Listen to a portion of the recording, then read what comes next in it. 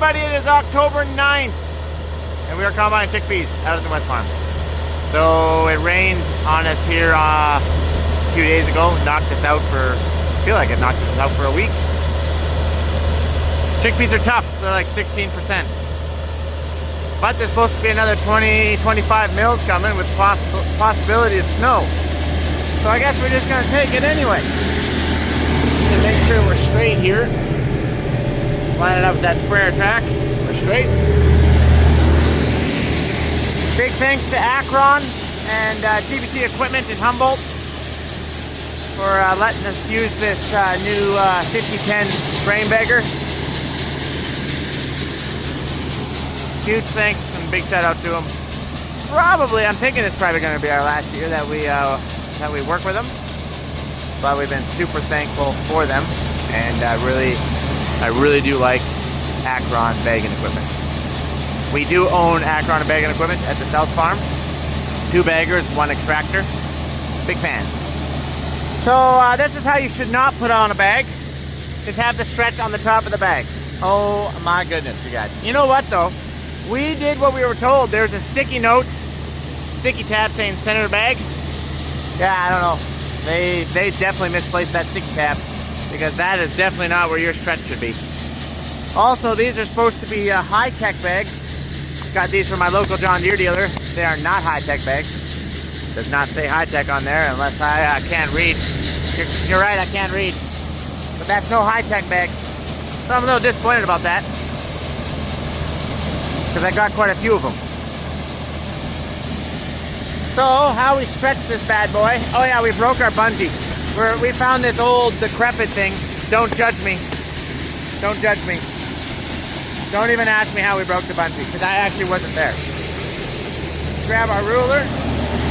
Actually, we should check, see if we're still straight here. Still straight. Don't put your fingers in there, it will hurt. So, if the bag was on right, your stretch marks would be down here. And see how it says maximum 16.5 stretch? Then you would put your 0 right here. And then you would see how much stretch you have. 15 inches is no stretch, 16.5 is stretch. But it should be right here. Man, if we're stretched up there, we are way overstretched down here. That's, you know, there, you guys kind of got it sorted out. Spray paint, very handy. Very handy. Put our ruler back.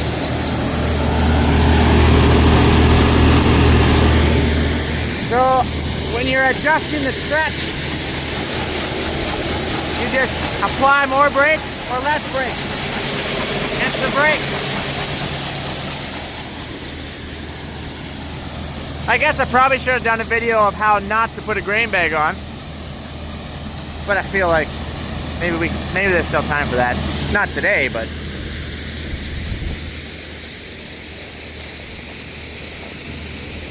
so we test every load going in the bag. That's all averaging around 16%, and we try to keep the bags as straight as possible.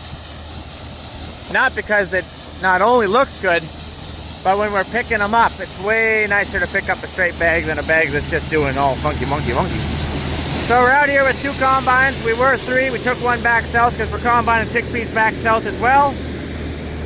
2 here. We won't finish before the rain, I don't think. We still got quite a bit to do.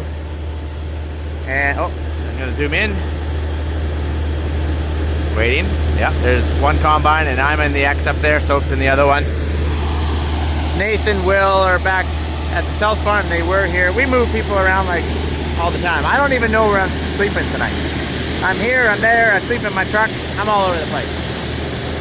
We got Greg. He's new, he just started doing some grain carting. Most of the time he's hauling our combines and stuff around.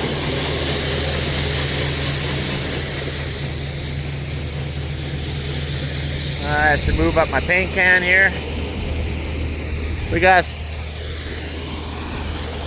Soph has a sample of this load in her combine. She's going to take a test of that so I can mark it with what it tested.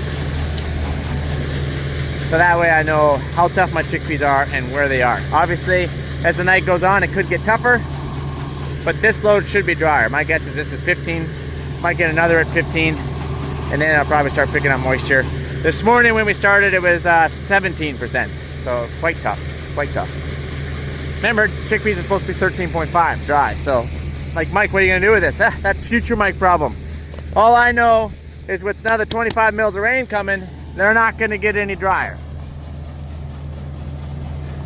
Okay, we should idle this little girl down here.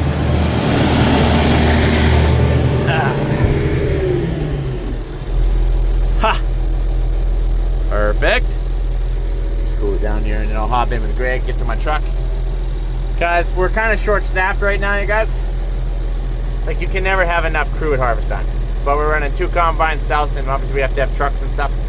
And we're doing canola up north, red lentils up north, and then chickpeas out here. So we're combining at all 3 farms all at the same time.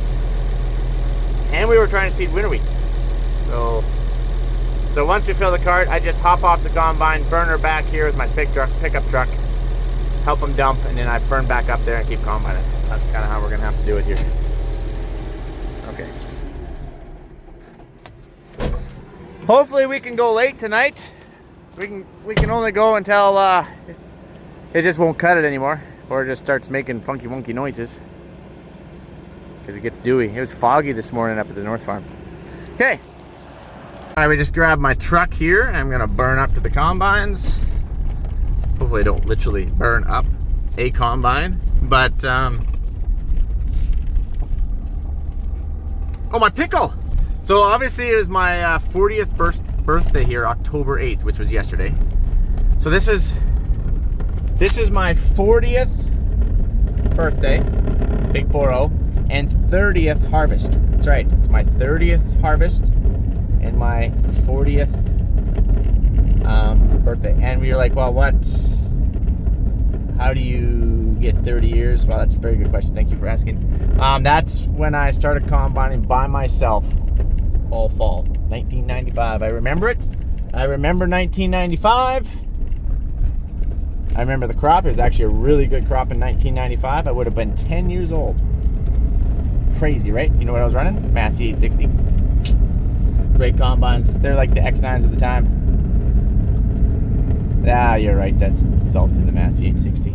Anyways, they gave me a gift for my, this is what I got. It's my emotional support pickle. Oh, man. Okay, we gotta get to the combine. And just like that, you guys, we got another bag. Oh my goodness. We got another cart. The days are getting long. Not gonna lie, everyone's getting tired, myself included. It's the harvest that won't end this year. It's the harvest that won't end. Did I tell you guys that they have us forecasted for 30 to 50 centimeters of snow? I just saw this forecast pop up. I don't know if I said that or not. 30 to 40 centimeters of snow. Oh my goodness. Like, that would be catastrophic. Catastrophic. So yeah, we'll be going around the clock or until we take off shear couplers on an X9. That basically tells you when she's too tough. And then you'll hop on the S series that won't give you any trouble. Oh man. Okay.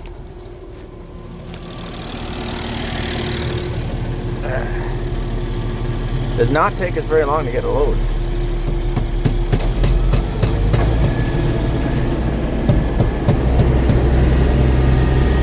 Oh, there we go.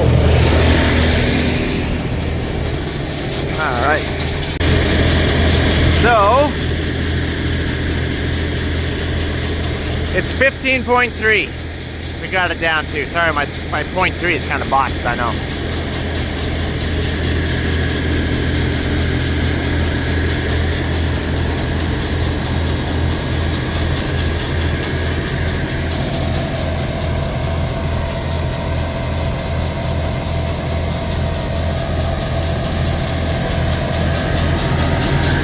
You always want to count the folds. I like to leave like 5 or 6 folds That way you have enough so you can get your extractor on it and back up. So this 5010, maybe I can show you when we're loading a bag. It has a way heavier built bag lift. And I believe it goes lower to the ground as well. Like way heavier built than the older models. And if it doesn't quite go low enough, you just crack this valve and you can tip it. But you don't need to do that.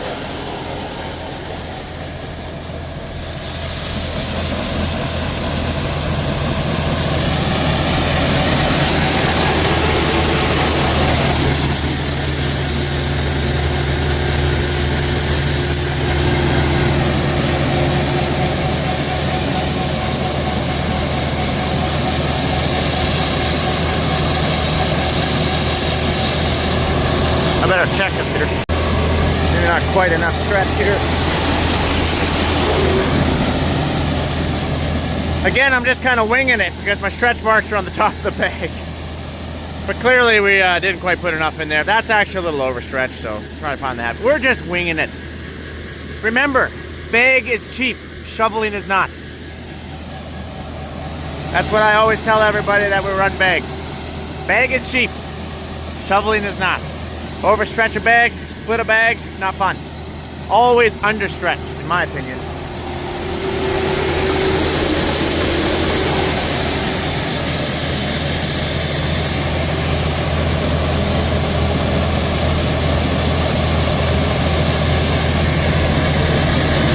So yeah, it's literally just peeling these folds back. Oh, that's pretty stretched.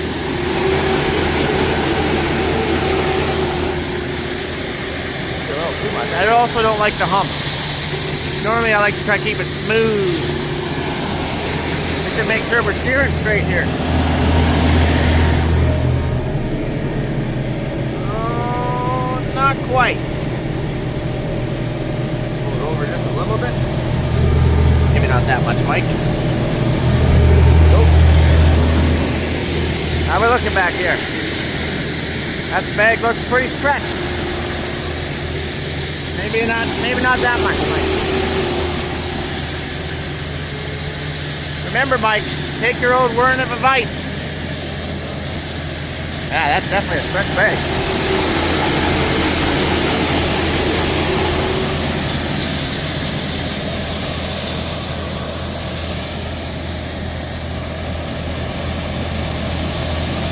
Beautiful evening, you guys. We've been seeing a lot of northern lights lately. It's been pretty awesome.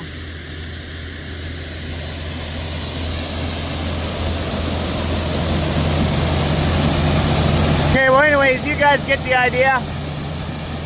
I'm gonna let you go. I think it's just about done dumping this cart and hopping my truck, burn back to the combine. We're gonna leave the old Ernie running here so that way we can find where our bagger is, leave the lights on.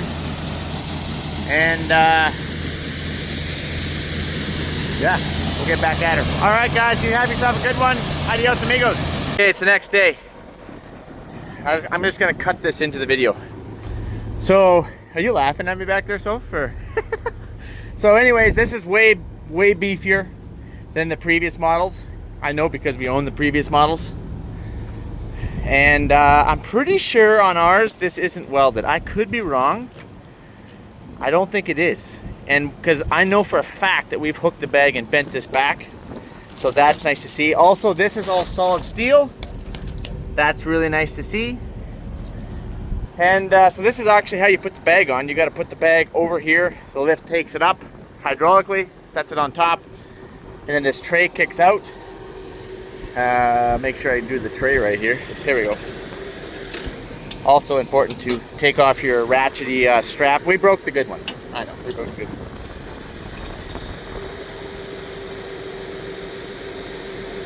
Kick this tray out. That's Greg, by the way. That's Greg. Hi, Greg. And that's Soph, obviously. So, your lift is on. You can shut this valve off. I think that's on. That's not on our oldest one, though. We don't have that. And then a sampler. Sorry about the wind, but it is Saskatchewan, and to be honest, we love the wind because we're trying to dry these chickpeas down.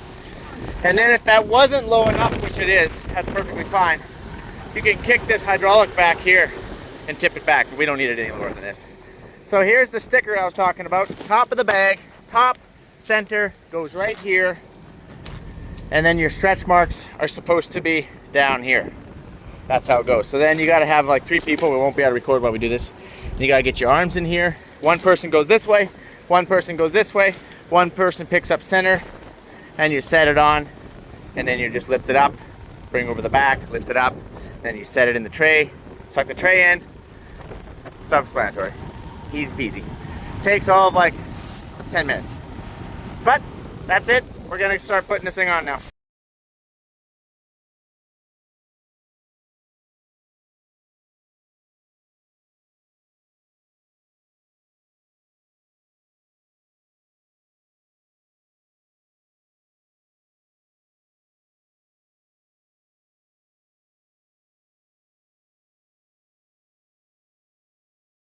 And just like that, that's you put a bag on. So anyways, you guys get the idea. Just want to say one last shout out to Akron and GBC Equipment in Humboldt.